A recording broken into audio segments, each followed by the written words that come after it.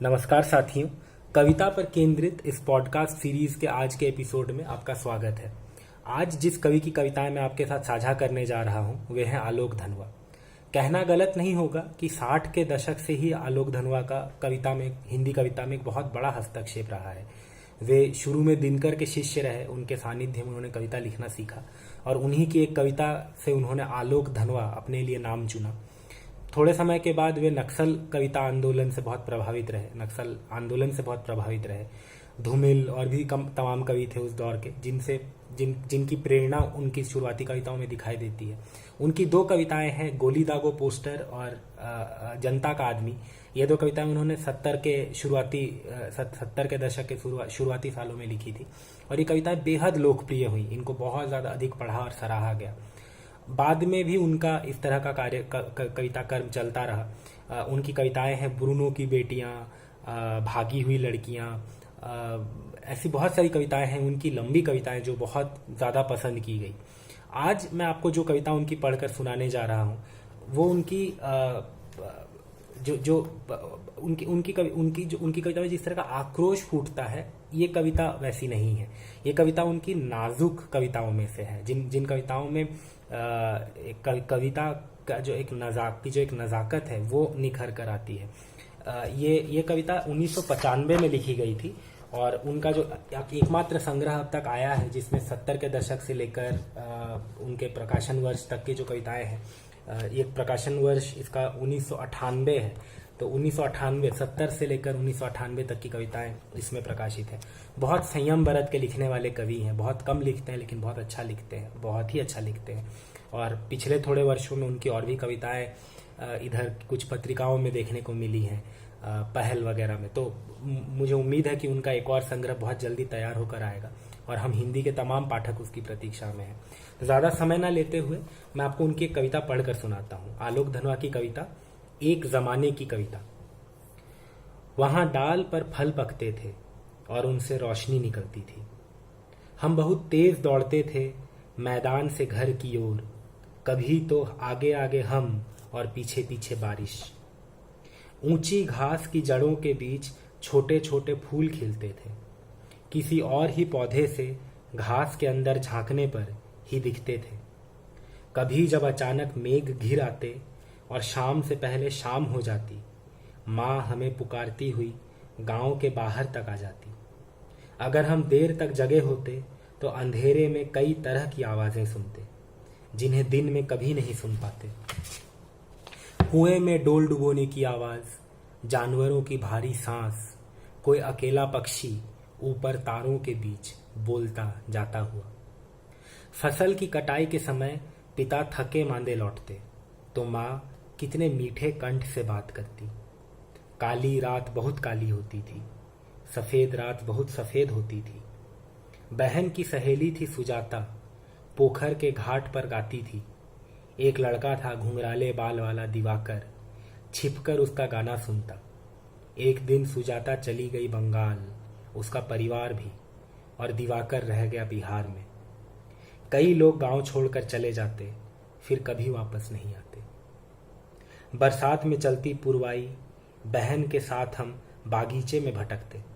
बहन दिखाती कि एक पेड़ कैसे भीगता है, ऊपर पत्तों से चू रहा होता पानी, जबकि भीतर की शाखें बिल्कुल कम गीली और नीचे का मोटा तना तो शायद ही कभी पूरा भीगता।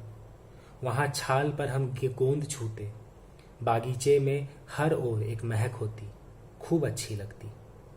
माँ जब भी नई साड़ी पहनती गुनगुनाती रहती। हम माँ को तंग करते, उसे दुल्हन कहते। माँ तंग नहीं होती बल्कि नया गुड़ देती, गुड़ में मूंगफली के दाने भी होते। जब माँ फुर्सत में होती तो हमें उन दिनों की बातें सुनाती जब वह खुद बच्ची थी। हमें मुश्किल से यकीन होता कि माँ भी कभी बच्ची थी। दियाबाती के समय माँ गाती, शाम में रोशनी करते हुए गाना उसे हर बार अच्छा लगता। माँ थी अनपढ़ लेकिन उसके पास गीतों की कमी नहीं थी। कई बार नए गीत भी सुनाती। रही होगी एक अनाम ग्राम कवि। शाम की रोशनी के सामने वह गाती, हम सभी भाई बहन उसके बदन से लगकर चुप हो उसे सुनते। वह इतना बढ़िया गाती कि लगता वह कोई और काम ना करे, लेकिन तभी उसे जाना पड़ता रसोई में।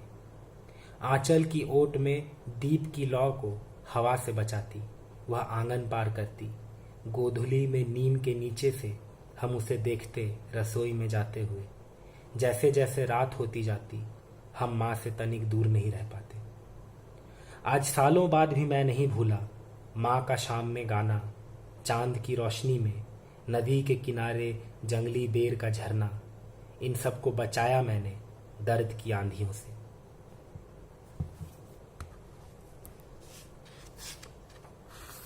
स्मृति से ली गई कविता। स्मृति हमारी कविताओं का सबसे बड़ी कुंजी है, उसमें सबसे बड़ा खजाना है हमारे पास कविताओं का।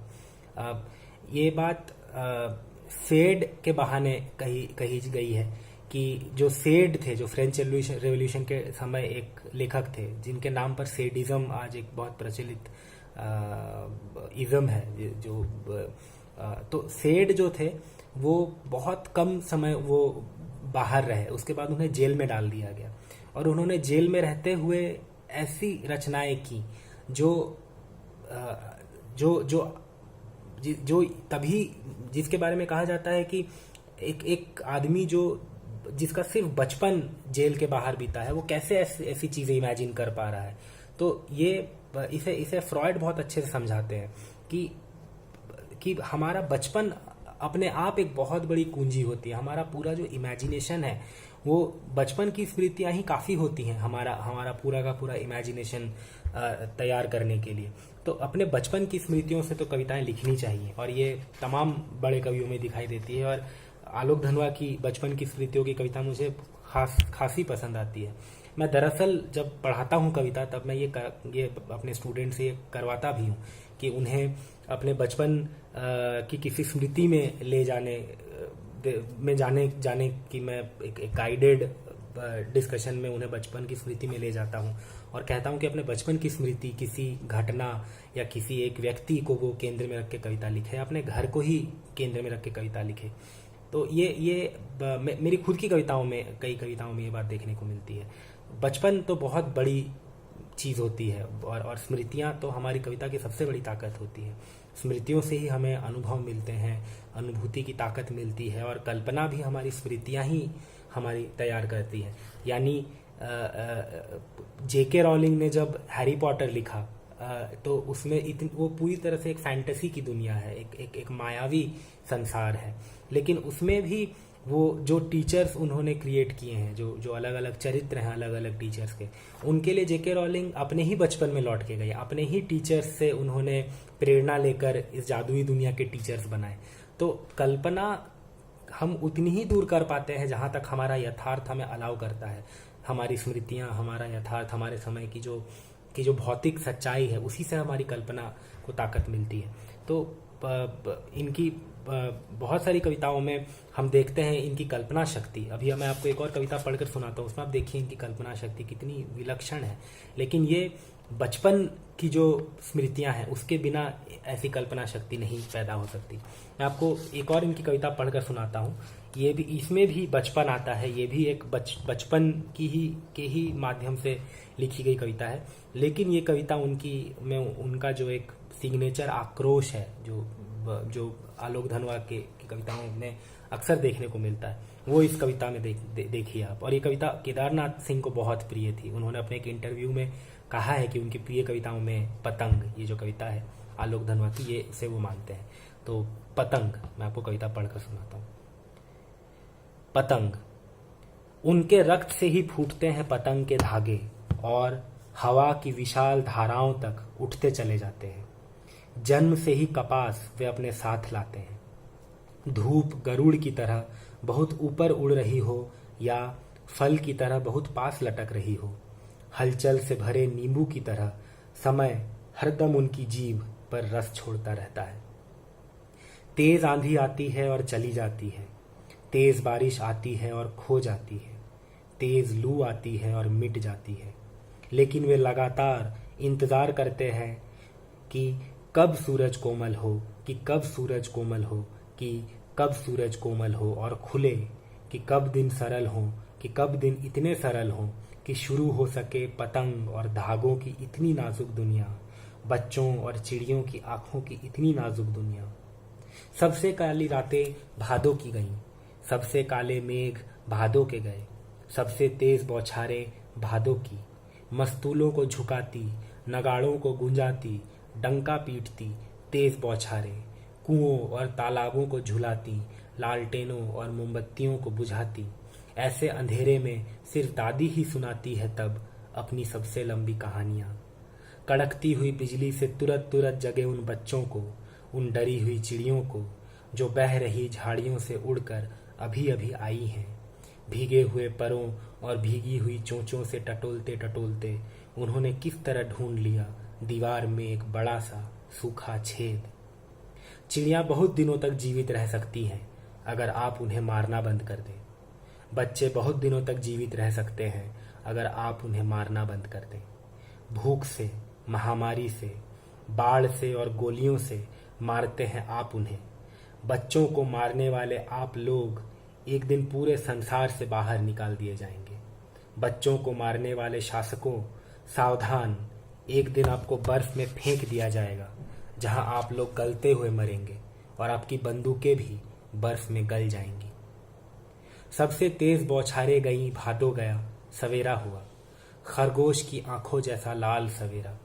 शरद आया पुलों को पार करते हुए, अपनी नई चमकीली साइकिल तेज चलाते हुए, घंटी बजाते हुए जोर जोर से, चमकीले इशारों से बुलाते हुए, पतंग उड़ाने वाले बच्चों के झुंड को चमकीले इशारों से बुलाते हुए और आकाश को इतना मुलायम बनाते हुए कि पतंग ऊपर उठ सके।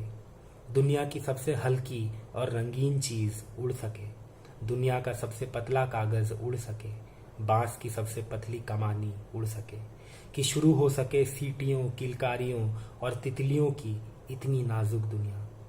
जन्म से ही वे अपने साथ लाते हैं कपास, पृथ्वी घूमती हुई आती है उनके बेचैन पैरों के पास, जब वे दौड़ते हैं बेसुध, छतों को भी नरम बनाते हुए, दिशाओं को मृदंग की तरह बजाते हुए, जब वे पेंग भरते हुए चले आते हैं डाल की तरह लचीले वेग से अक्सर छतों के खतरनाक किनारों तक, उस समय गिरने से बचाता है उन्हें सिर्फ उनके ही रोमांचित शरीर का संगीत। पतंगों की धड़कती ऊंचाइयां उन्हें थाम लेती हैं महज एक धागे के सहारे। पतंगों के साथ साथ वे भी उड़ रहे हैं अपने रंध्रों के सहारे। अगर वे कभी गिरते हैं छतों के खतरनाक किनारों से और बच जाते हैं तब तो और भी निडर होकर सुनहले सूरज के सामने आते हैं। पृथ्वी और भी तेज घूमती हुई आती है उनके बेचैन पैरों के पास। 1976 की लिखी हुई कविता है। तो ये इस बच्चों के बहाने कविता कहना, ये हमने राजेश जोशी की कविता में देखा, सलीम और मैं और 59 का साल। हमने सर्वेश्वर दयाल सक्सेना की कविता में देखा, बेबी का टैंक। हमने और भी कविताओं में देखा बच्चों के बहाने कविता कहने की जो बात है। तो इसको मैंने पिछले एपिसोड्स भी थोड़ा बहुत डिस्कस तो किया ही है, लेकिन बच्चों के बारे में अगर ड्रामा के सहारे कहा जाए, ड्रामेटिक्स के जो नियम है उनके सहारे कहा जाए, तो ये एक बहुत, इसे सिंड्रेला सिंड्रोम कहते हैं। यानी सिंड्रेला की कहानी क्या है, शुरुआत में उसकी माँ का देहांत हो गया है। तो जैसे ही अगर एक बच्चे के किसी पालक की मृत्यु हो जाती है या दोनों पालकों के माँ बाप दोनों अगर गुजर जाते हैं, तो हम जो होते हैं दर्शक उस कहानी के, उस घटना के, हम तुरंत उसके पालक का रूप अख्तियार कर लेते हैं। हम तुरंत अपने आप को उसके माता पिता की जगह पे रख लेते हैं। हम चाहते हैं कि उसके साथ भला ही हो, उसके साथ कुछ बुरा ना हो, उसके लिए हम ज़्यादा महसूस करते हैं। हम इसीलिए सिंड्रेला की जब सौतेली माँ उसे सताती है तो हमें इतना बुरा लगता है। यही घटना शेक्सपियर के मैकबेथ में भी देखने को मिलती है, माफ़ कीजिएगा हैमलेट में भी देखने को मिलती है। हैमलेट के पिताजी का देहांत हो जाता है और हैमलेट एक बच्चा है, युवा बच्चा है।